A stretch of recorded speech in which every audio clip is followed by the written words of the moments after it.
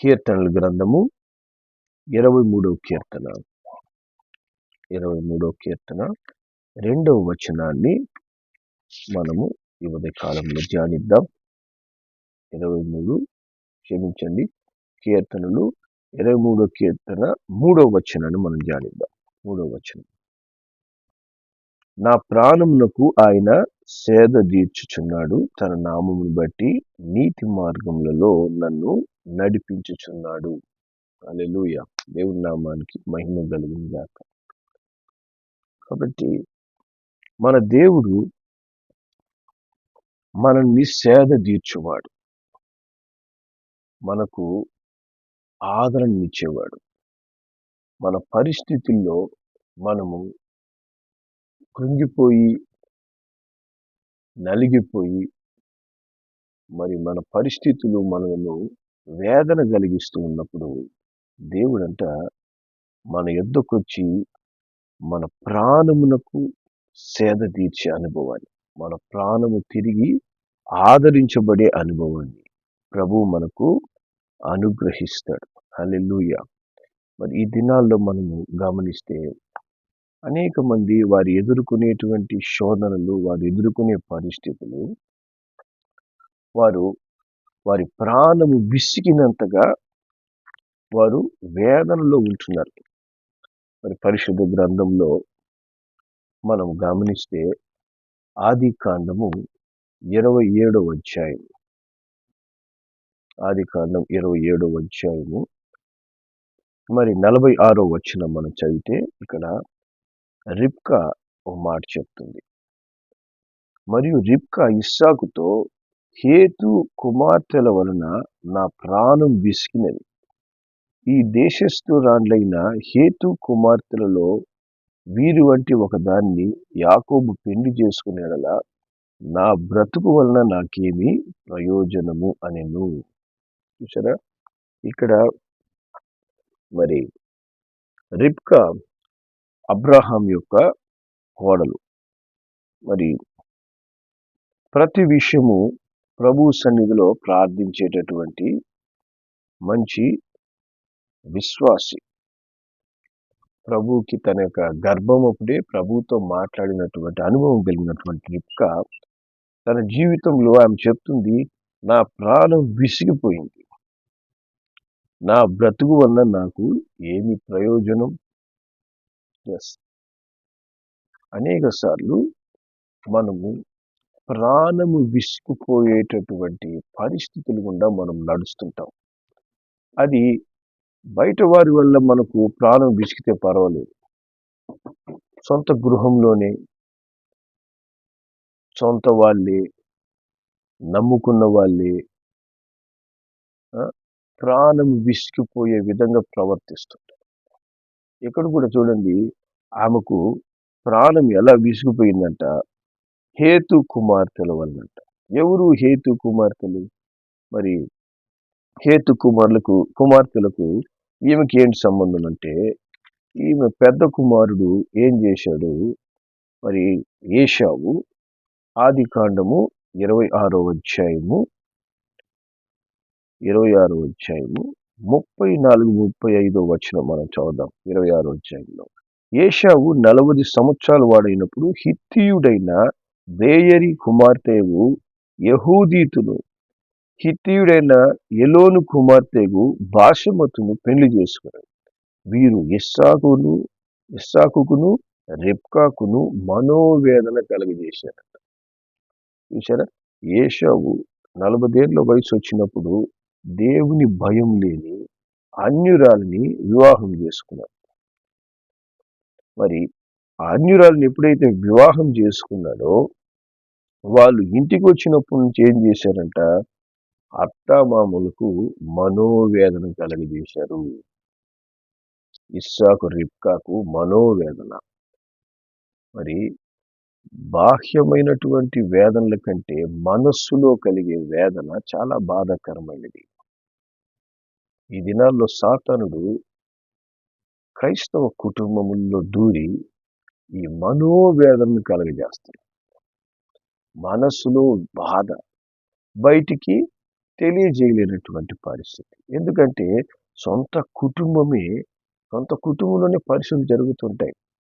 మరి కుమారులు అన్యులను వివాహం చేసుకోవడం, ఆ, మరి భార్యాభర్తల మధ్య సమాధానం లేకుండా ఉండడం, పిల్లలు తల్లిదండ్రులకి విరోధంగా ప్రవర్తిస్తూ ఉండడం, ఆ, మరి కుటుంబంలోనే తల్లిదండ్రులకి పిల్లలు సమాధానం లేకుండా ఉండడం, ఇట్లా పలు విధాలైనటువంటి పరిస్థితులు.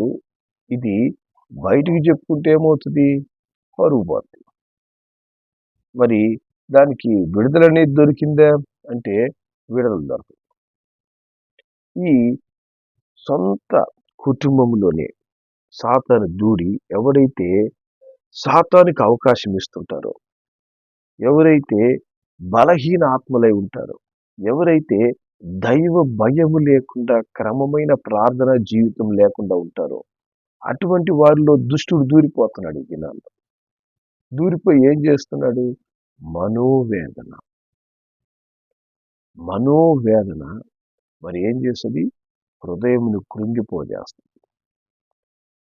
చాలా మంది క్రమముగా మందిరానికి వెళ్తూ చక్కగా ప్రతి కార్యక్రమంలో పాల్గొంటూ కూడా ఇంటికాడ వారి ప్రవర్తనలు వేరుగా ఉంటున్నాయి. మందిరాలకు వచ్చినప్పుడు పరిశుద్ధులలాగా ప్రవర్తిస్తూ ఇంటికాడికి వెళ్ళిన తర్వాత రాక్షసుల్లాగా ప్రవర్తించే వాళ్ళు కనపడతారు. మరి ఇటువంటి క్రియలు ఏమి కారణాన్ని చేస్తాయంటే మనోవేదననిస్తాయంట. మనోవేదన. ఇక్కడ కోడళ్ళ వల్ల అత్తామామలకు మనోవేదన. ఇంకొన్ని దగ్గరల అత్తామామల వల్ల కోడళ్ళకి వేదన ఉంటాయి. మరి కొన్ని దగ్గర అల్లుళ్ళ వల్ల మరి బిడ్డల కుటుంబానికి వేదన ఉంటుంది. పలు విధాలుగా సాతాను ఏం చేస్తుంటే ఒకరు మార్చి ఒక సమస్య పోయిందంటే ఇంకొక శోధన పోయింది ఇంకొక శోధన. కొన్ని కుటుంబాలు చూసినట్లయితే కన్న తల్లిదండ్రుల వల్లనే వేదన. ఈ విధంగా కుటుంబంలో కలిగే ఆ మనోవేదనను చూసారా, అది ఎంతో బాధాకరం. దాని నుంచి మరి దాన్ని ఎందుకంటే ఆ బంధాన్ని వదులుకోలేరు. ఆ బంధము రక్తబంధం అయిపోయారు. ఆ బంధాన్ని వదులుకోలేరు. ఈ సమస్య నుంచి బయటికి రాలేరు. ఆ సమస్య అలాగే జీవితకాలం బయటన్నా మరి ఇటువంటి వ్యక్తులు ఈ మనుషులు ఈ విధంగా ప్రవర్తిస్తున్నప్పుడు అలాంటి వాళ్ళని మనం దూరం చేసుకుంటాం. అలాంటి వాళ్ళ నుంచి మనం దూరం అయిపోతాం. కుటుంబంలోనే వచ్చిందనుకోండి, కుటుంబంలోనే అటువంటి శోధన వచ్చిందంటే అటువంటి వాళ్ళని వదులుకోగలమా? వదులుకోలేము. సొంత అన్నాదమ్ముల మధ్య కలవరాలు, కన్న బిడ్డలు ఒకరినొకరు తనుకుంటున్నారు, కొట్టుకుంటున్నారు. మరి ఒకరినొకరు చంపుకునే పరిస్థితుల్లోనికి వెళ్ళిపోతున్నారు. ఎందుకంటే సాతానికి అవకాశం ఇచ్చేవారు ఎక్కువైపోయారు. వారి జీవితాల్లో సాతానికి అవకాశం ఇచ్చి కుటుంబంలో సాతాను ఏం చేసేస్తుంది? కుటుంబ సభ్యుల్లో నెమ్మది లేదు, మనోవేదన. ఎక్కడైతే దేవునికి మనము లోబడమో, దేవునికి లోబడకుండా మనం జీవిస్తామో వెంటనే అక్కడ సాతాను తనకు లోబర్చుకుంటాడు. లోబర్చుకున్నప్పుడు అక్కడ ఏమవుతుంది? దుఃఖం వస్తుంది, సమస్యలు ప్రారంభమవుతాయి, వేదనలు వస్తాయి. ఇక్కడ కూడా రిబ్కా, ఇస్సాకు వీళ్ళిద్దరు కూడా మంచి దేవుని బిడ్డలు, మంచిగా దేవుని భయం కలిగి జీవిస్తున్నారు. కానీ వాళ్ళ కుమారులు వారు ఆ విధంగా ఉండలేకపోయినారంట. ఏశావు తప్పటడుగు వేసేశాడు. మరి ఒక లోక సంబంధమైనటువంటి స్త్రీలను ఆయన పోయి పెళ్లి చేసేసుకున్నాడు. దైవ భయము లేకుండా ఉండేవారితో వివాహం చేసుకోవడం అనేది మరి ఏంటంటే సాతానుతో మనము సంబంధం పెట్టుకున్నట్టే లెక్క. కాబట్టి అట్టి తప్పటడుగులు మనం వేసేటప్పుడు చాలా జ్ఞానం కలిగి ఉండాలి. ఇది దేవుని చిత్తంలో జరుగుతుందా లేకపోతే నా కుటుంబానికి మనోవేదన కలగజేయడానికి. ఒక పెళ్లి విషయమే కాదు, ప్రతి సమస్య, ప్రతి పరిస్థితి నేను చెప్తున్నాను. ఇది మనోవేదన కలిగించేదా, లేకపోతే నేను నాకు జీవితానికి సమాధానం కలిగే సంభవమా అని మనం ఆలోచించి నిర్ణయాలు తీసుకోవాలి. ముఖ్యంగా కుటుంబస్తుల్లోని సాతాను దూరి ఇటువంటి పనులు చేస్తున్నప్పుడు ఆ వేదన ఎవరికీ చెప్పలేం. ఎవరు వచ్చి మధ్యవర్తులుగా నిలబడలేరు. అందుకే సాతానుడు ఏం చేసేసాడు, దేవుని బిడ్డలకు మనోవేదన కలిగజేస్తే వాళ్ళు దేవుళ్ళు ఎదగలేరు. ప్రార్థనా జీవితం కోల్పోతారు. విశ్వాసంలో బలహీనైపోతారు. దేవునికి దూరం అయిపోతారు చివరికి. అందుకే అటువంటి పరిస్థితులు కుటుంబాల్లో కలగజేసి, దేవుడు మా కుటుంబంలో ఎందుకు ఈ పరిస్థితి తీసుకొచ్చాడు అని దేవుణ్ణే నిందించి దేవునికి దూరమయ్యే కుటుంబాలు ఈ దినాలు అనేకములు తయారైపోయాయి. అనేక కుటుంబాలు ప్రభువు మీద నిరీక్షణ లేని వారుగా తయారైపోయారు. కారణం ఏంటి? కుటుంబంలో ఎవరో అపవాదికి స్థానం ఇస్తారు. ఎవరో ఒకరిని సాతానుడు తన సొంతం చేసుకుంటాడు. అంతే, ఆ కుటుంబంలో ఉన్న నెమ్మదంతా పోతుంది. అప్పటి వరకు ఆ కుటుంబంలో చక్కని దేవుని భయం కలిగిన కుటుంబంగా మంచి ప్రార్థనలు జరుగుతూ ప్రభువులో ఎదుగుతూ అట్లా చక్కగా ఉండే కుటుంబము మనోవేదన కలిగిన కుటుంబంగా మారిపోతుంది. వేదనకరమైన కుటుంబంగా మారిపోతుంది. ఇక్కడ కూడా మంచిగా ఉన్నటువంటి ఇస్సాకు రెబ్కా యొక్క జీవితం, మరి చక్కగా ఏశావు యాకోబులతో ఉన్నటువంటి ఆ జీవితము మనోవేదనకు, ఆఖరికి రెబ్కా ఏం చెప్తుందంట, నా ప్రాణం విసికింది, ఇంకా నేను ఎందుకు బ్రతకాలి. చాలా కుటుంబాలు ఈ నిర్ణయాలకు వెళ్ళిపోతుంటాయి. మేము ఎందుకు ఇంకా బ్రతకడం, మన కుటుంబంలోనే ఈ సమస్య, ఎవరికి చెప్పుకోవాలి, ఎవరు తీరుస్తారు? మా మా కుటుంబంలోనే సాతానుడు ఇంత భయంకరమైనటువంటి పరిస్థితిని తీసుకొచ్చాడు. ఎవరికి చెప్తే ఎవరు దీన్ని తీరుస్తారు? రక్త సంబంధులే, సొంత వారే, సొంత కుటుంబంలోని. ఈరోజు దేవుడు మనతో మాట్లాడుతున్నాడు. మన కుటుంబాల్లో అటువంటి పరిస్థితుల్లో గుండా మనం నడుస్తున్నామా? మనము అటువంటి తప్పుడు నిర్ణయాలు తీసుకోవడానికి సిద్ధపడుతున్నామా? జాగ్రత్త. తప్పుడు నిర్ణయం తీసుకోకముందే జాగ్రత్త పడకపోతే రెబ్కా ఇస్సాకు కలిగిన మనోవేదన జీవితకాలం అంతా ఉంటుంది. అలాగే కుటుంబంలో ఉన్నవారే ఇటువంటి మనోవేదన కలగజేస్తుంటే ఇంకెందుకు బ్రతకడం అనేటువంటి ఆలోచన, అది దేవుని చిత్తం కాదు. అటువంటి ఆలోచన మనలో రాకూడదు. మనం ఏం చేయాలి? ప్రభువుకి మనం మన పరిస్థితిని అప్పగించడానికి సిద్ధపడాలి. ఎందుకంటే మన అద్భుతమైన సహాయకుడు ప్రభు అయిన యేసుక్రీస్తు ఉన్నాడు. హల్లెలూయా.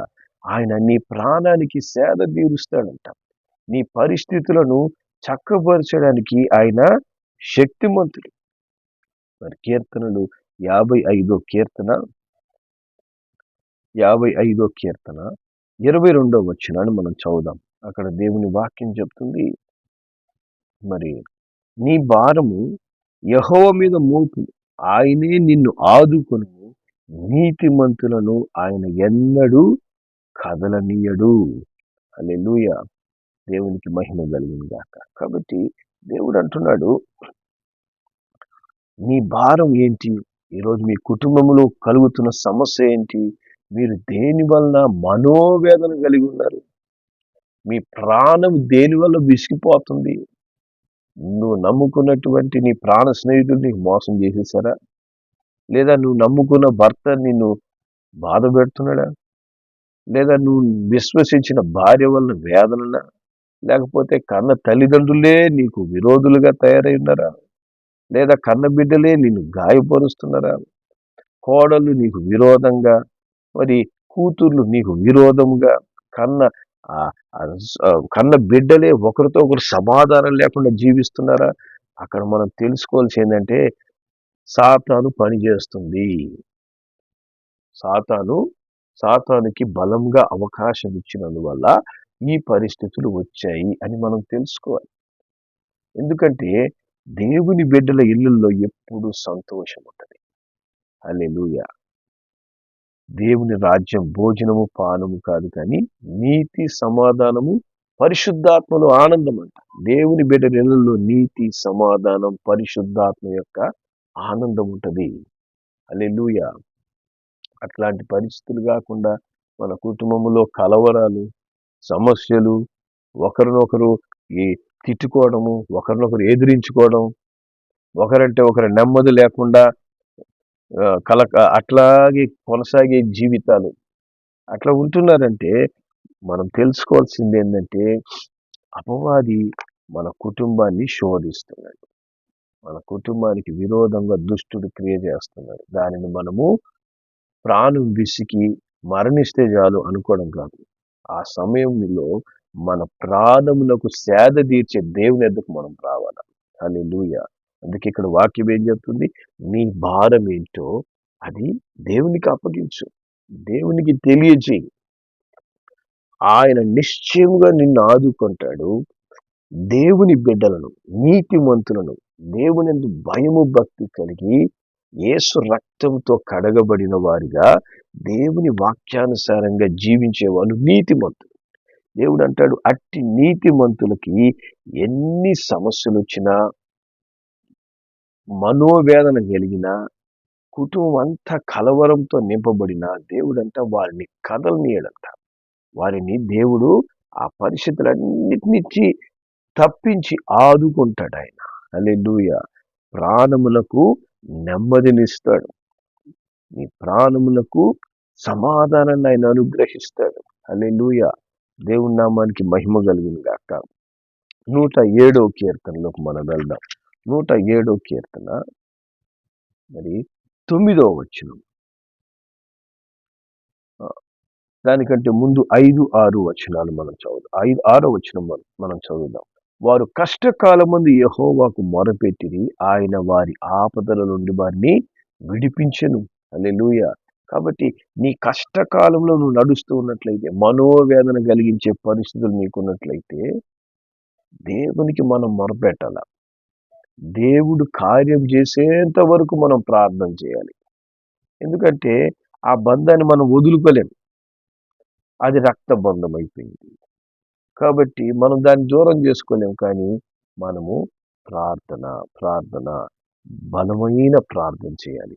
ఏదో పేరుకి ప్రార్థన కాదు, ఉపవాసం ఉంది దేవునికి పరిస్థితులు అప్పగిస్తూ, ప్రభువా ఈ మనోవేదన కలిగించేటటువంటి ఈ పరిస్థితి, మనో దుఃఖాన్ని కలిగిస్తున్నటువంటి ఈ వ్యక్తులను అయినా మీ చేతికి అప్పగిస్తున్నాం అంటూ మనం ప్రార్థన చేసినప్పుడు దేవుడు ప్రతి ఆపద నుండి మనలను విడిపిస్తాడంట. హల్లెలూయా.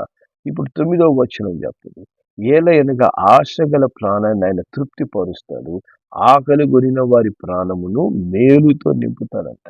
మనకు దేవుడు కార్యం చేస్తాడనేటువంటి ఆశ మనలో ఉండాలి. ఈ పరిస్థితులన్నీ కూడా నిశ్చయంగా దేవుడు మారుస్తాడు అనేటువంటి ఆశ మనలో ఉన్నప్పుడు మన ప్రాణమునకు దేవుడు తృప్తి కలుగజేస్తాడు. మన ప్రాణమును ఆయన సేద తీరుస్తాడు. హల్లెలూయా. మేలుతో మన ప్రాణమును నింపుతాడంట. హల్లెలూయా. మన కుటుంబంలో తిరిగి ఆయన మంచి కార్యాలు చేయడం ప్రారంభిస్తాడు. మన కుటుంబము తిరిగి అపవాది బంధకముల నుంచి విడిపించబడి మన కుటుంబ సభ్యులందరూ రక్షణ పొందు రీతిగా, మారు మనసు పొందు రీతిగా, దైవ భయము కలిగి వాక్యానుసారంగా జీవించేవారిగా దేవుడు మారుస్తాడు. హల్లెలూయా. అట్టి ప్రేమ కలిగిన దేవుడు మన కుటుంబములను సరిచేయు శక్తిమంతుడు ప్రభు అయిన యేసుక్రీస్తు. హల్లెలూయా. కాబట్టి నిన్ను మనోవేదనలోకి తీసుకువెళ్ళే పరిస్థితి ఏమైనా కూడా, నీకు మనోవేదన కలుగజేసినటువంటి వ్యక్తులు ఎటువంటి వారైనా ఆ భారం దేవుని మీద మోపడానికి నువ్వు దేవునికి ఆ పరిస్థితిని అప్పగించు. దేవుని సన్నిధిలో మోకరిల్లు. మనము ఈ పరిస్థితిని బట్టి లోకంలో మనము చెప్పామంటే మన పైన నిందలు పడతాయి. మనమే అవమానపరచబడతాం. కాబట్టి ఈ పరిస్థితిలో నీకు సహాయం చేయగలిగినటువంటి అద్భుతమైన వ్యక్తి ప్రభువైన యేసుక్రీస్తు మాత్రమే. హల్లెలూయా. దేవుని నామానికి మహిమ కలుగును గాక.